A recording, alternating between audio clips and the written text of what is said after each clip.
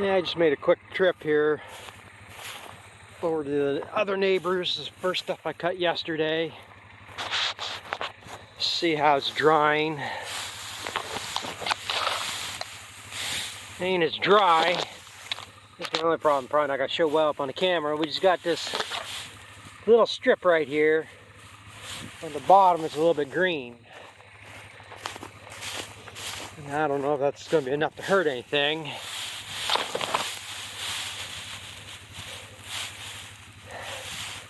I mean, I don't care if it molds, gets musty, it's bedding. I'm just going to chop it up anyhow. I just don't want to get where it gets hot and catches fire because it's going to be stacked under cover in the building. I really hate the thoughts of having to come over just to rake this over just for that.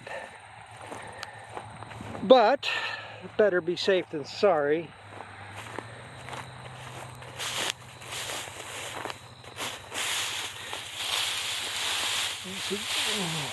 Here, this one's a lot wetter. Damper. I imagine I'm going to have to figure on raking it over tomorrow. It's too late today to do anything, and I got to do some work on the rake here yet too, so.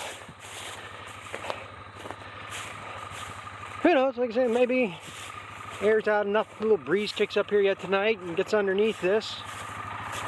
It might get dry enough by tomorrow.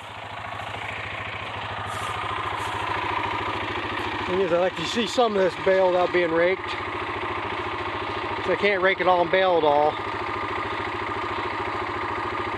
If I can get it all raked over tomorrow and bale it Sunday, still quite a bit to bale all in one day, both these fields. But like I say, I don't care if it gets rained on. Maybe they changed Monday's forecast too, I haven't even looked. Now I'm going to swing back and look at the other field. This is the field I was mowing last night, and I guarantee that upper slope up there, that's got to be raked over. Because that's way heavier than anything down here. I know that's not going to be dry underneath. Which I'm fine with. I don't mind raking some of it. I just don't want to rake all of it. So this down here is thinner. This is dry enough to bale here now. So I'm fine with that. If I have to rake that other piece over and that side hill, if I can leave this lower half go and just bale this after just being cut, I'm fine with that. To get that rake situated, yeah, like this is all dry underneath. I might just take it right up into that corner there. That's where the heavy stuff was. And this is, like I said, this field I wasn't going to bale this year, take this year. One reason, this right here, I don't know if you can see, there's a stake there, that clump, that clump, that clump, there's stakes in there. When they were selling this place, they did perk tests, because they were going to divide this up into 4 lots. They wanted to sell it all as one, but if they had to sell it, however they could sell it, they were going to sell it. And luckily they found this guy who wanted to buy the whole thing. But that's the thing, they didn't take them stakes out. And I don't know why. And they could be out. That one there I did go over. You can see it's all cleared around it. I buzzed right over that one, never saw that one. Them I saw. So like I say, that's, and with them tree limbs, I knew them tree limbs were up there. I said I wasn't going to take this year. But he offered it. I just wish he offered it a couple months ago. I could have made feed out of a lot of this up here. But he offered it, basically because he doesn't want to brush hog it this year. He's a sucker. I'm being a sucker to do it for him. But like I say, I'm getting the hay off it, so I'm getting something out of it. But yeah, if he had said something before, this could have been feed. And like I say, the only reason I did take this, I did agree I said I wasn't going to do it.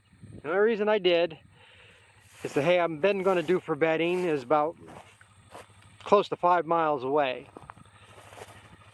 And if I can do this here, and this is heavier than what I was going to bale down there, so I'll get more hay per acre off this. The more I do here, the less I have to do down there, and I can just mow that down and let that lay whatever I don't need. So in the long run, this is going to save me some time and effort. I mean, I just got to go a little bit slower on this because it's rougher, but that's what it is. I think I'm going to take it right up there in that corner.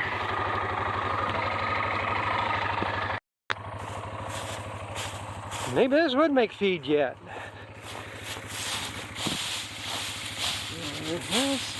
Not much damper on the bottom here. If I put this through the bale chopper, you'd be surprised what they eat.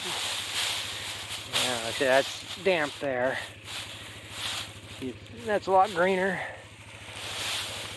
That's what ticks me off. A lot of this stuff I chop up for bedding, throw it in the stalls, and the cows will stand there and eat it.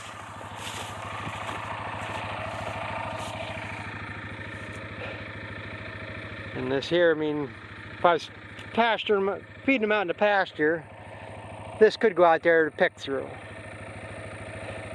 If they could get enough out of it. I mean, I don't mind if they waste some of it, because that's what it is bedding. What they don't eat, we bed with. In the heifer barn. So we'll see what it looks like when I bale it up. Like I say, I'm going to be way short of feed, so maybe some of this will end up as being feed. But ain't much I'm going to do with this now. Here, I'm going to go look at my hay rake, get that ready to go.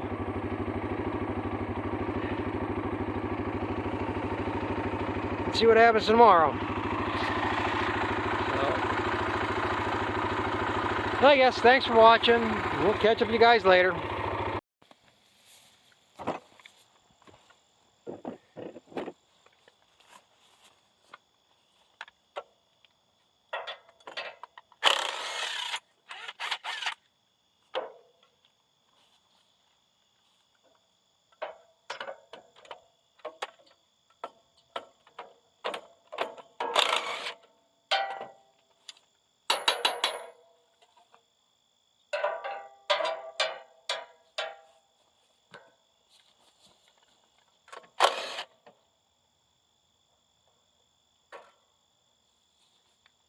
Yeah, this is going to be a simple bar.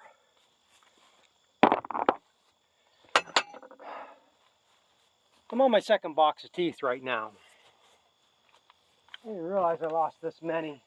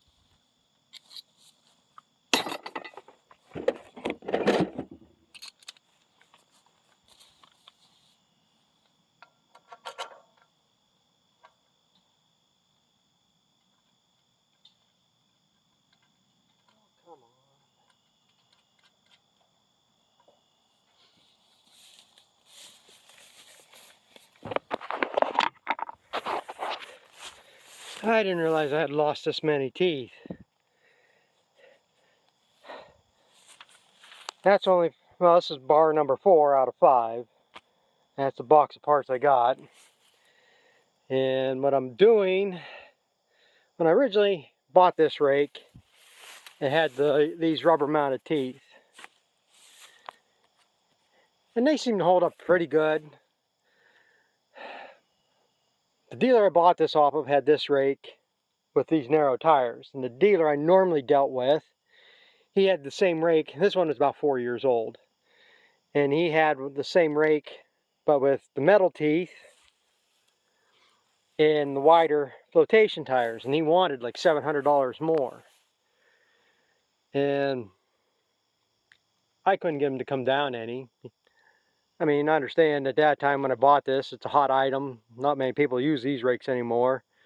So he wasn't dealing much. So I ended up buying the one with the metal or the rubber teeth. But he told me at that time, the dealer that I normally dealt with, that he didn't recommend these teeth because the rubber deteriorates, gets weak, and I really haven't lost. I mean, I've had this rake.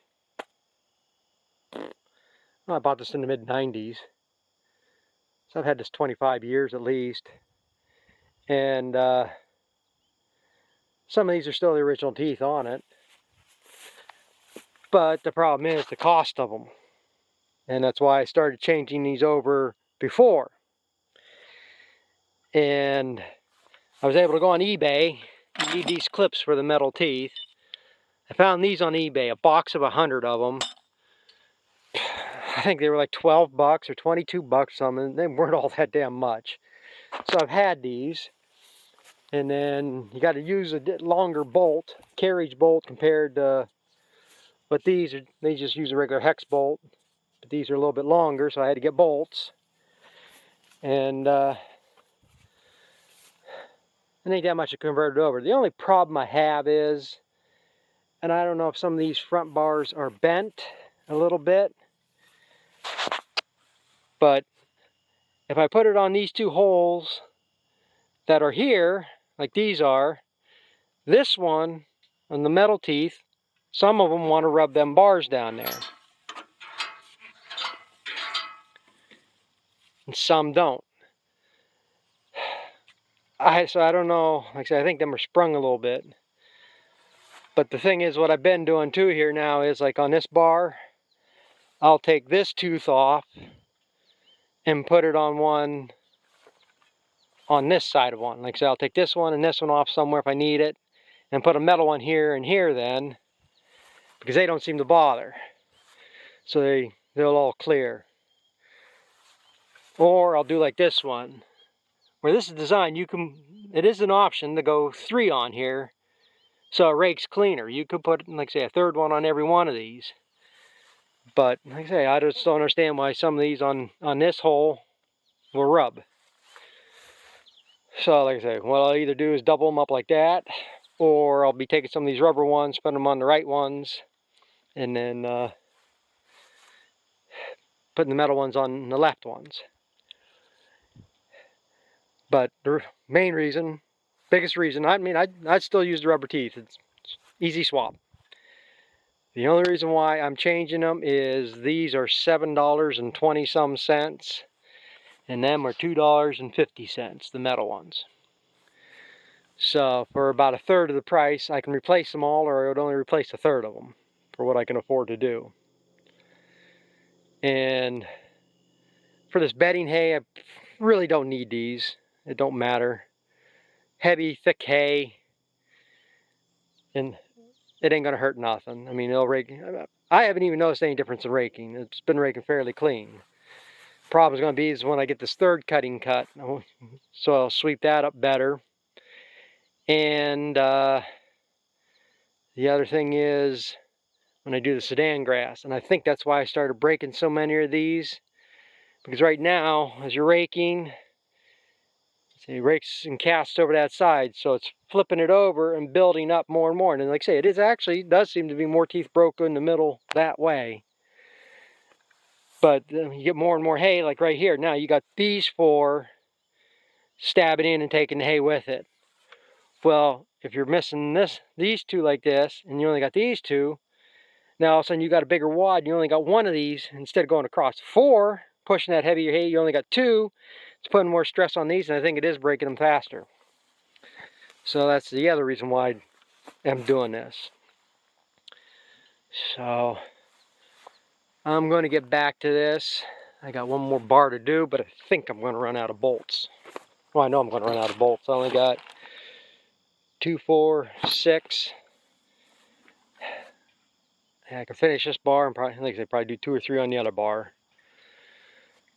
So let's see, I'll get back at it here.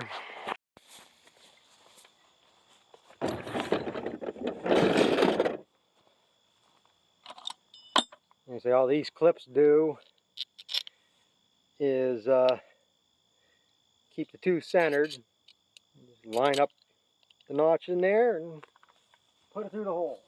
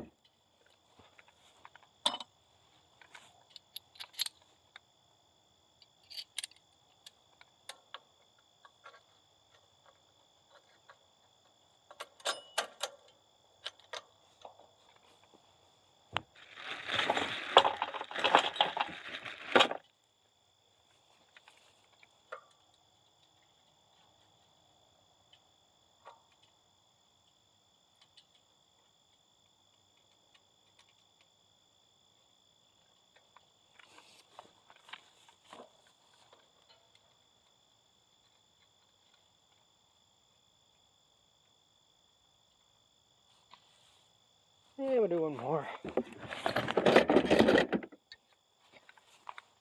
And say I put them on the right side. If they start ticking, then I can still move them around.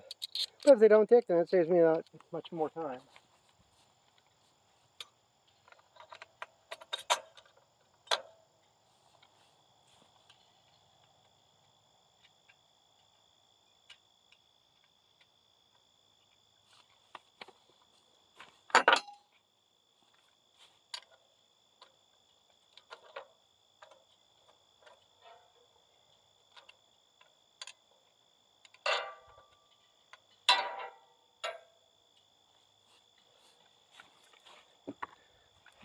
Not so bad. Somebody's don't thread on there right.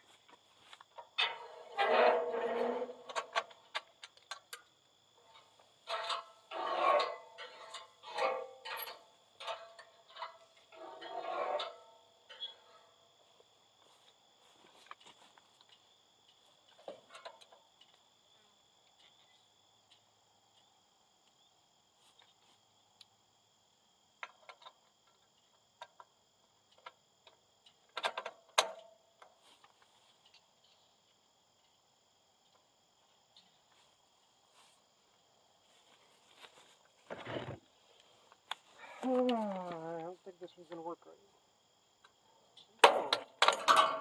Another one I forgot. I got them all off. That's what happens to these rubber ones.